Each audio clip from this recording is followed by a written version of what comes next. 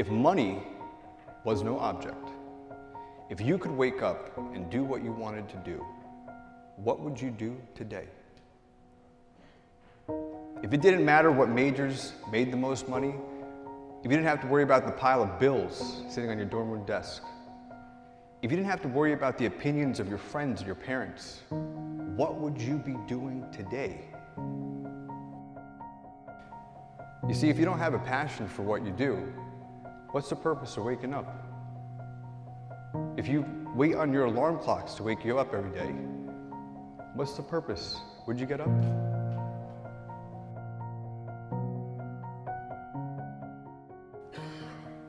Every day should have a purpose, and you should fuel it with your passion. A lot of you are probably facing a similar decision. Where do you go from here? Graduate college? What's the next step, right? I'm sure you have certain opportunities, most opportunities that a lot of people don't have. But what direction do you go in? The choices you make today, tomorrow, they might affect you for the next year, 5 years, 10 years, or for the rest of your life. There's one exception to this rule. You have to love what you do. You have to have a passion for anything that is a 9 or above.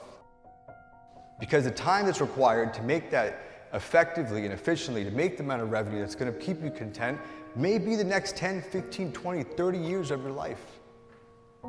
So if you're not willing to give 30 years to become a doctor, then don't do it. Because if you don't have a passion for it, you're going to wake up one day and find out that you're just working a job.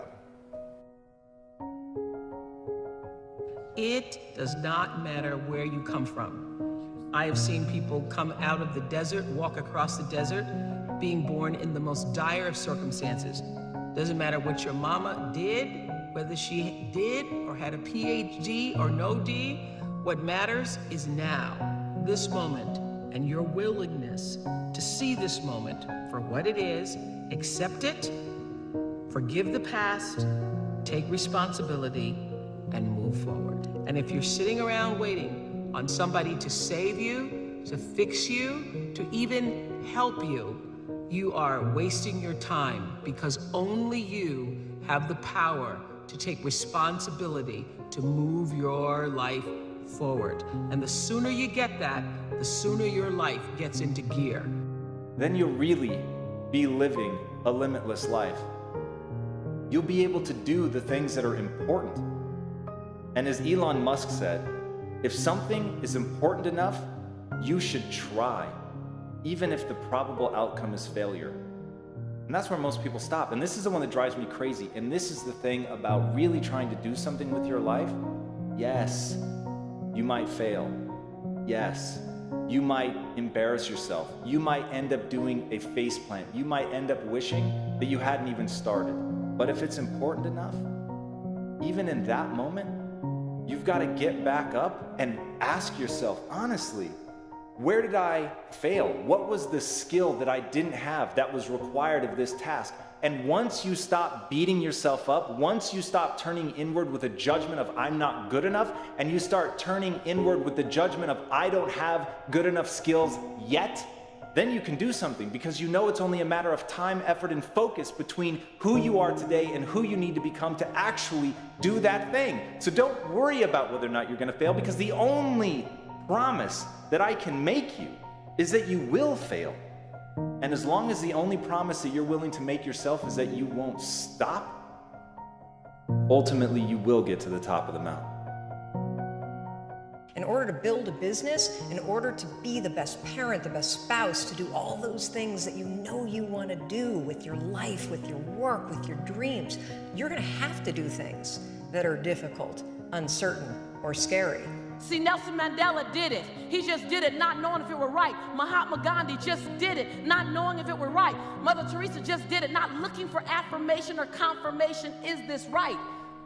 Martin Luther King did it not even knowing if it would happen before his life ended. I mean, what are you waiting on? Are you willing to do it afraid?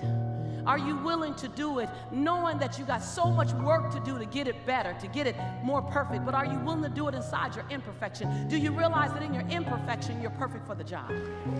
Without commitment, you'll never start, but more importantly, without consistency, you'll never finish. You're just kind of waiting.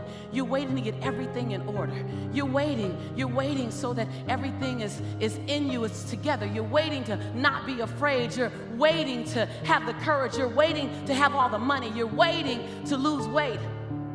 How about you not wait to get it right? You figure out how does it look doing it wrong.